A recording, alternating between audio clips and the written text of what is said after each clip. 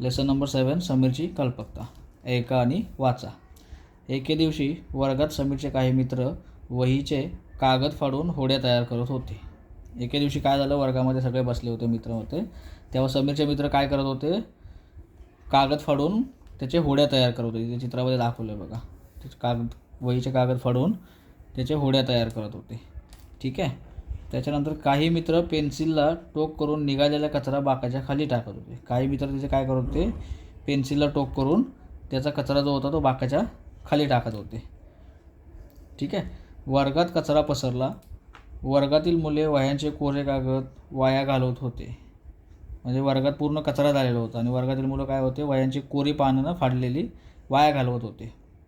हे सर्व समीर बघत होता. त्याने आपल्या वर्गमित्रांना असं न करण्यास सांगितले. त्यांनी मुलांना समजवले की बाबा तुम्ही असं करू नका, चांगल्या वह्या फाडू नका, कचरा करू नका. त्यांनी सांगितलं, पण ते काय त्याचं ऐकत नव्हते. पण मुले त्यालाच हसत होती. ते काय करत होते, त्यालाच हसत होते. मधली सुट्टी झाली, मुले बाहेर गेली. मधली सुट्टी झाल्यानंतर मुलं सगळी बाहेर गेली. मग समीरने काय केलं, समीरने सर्व कागद गोळा केले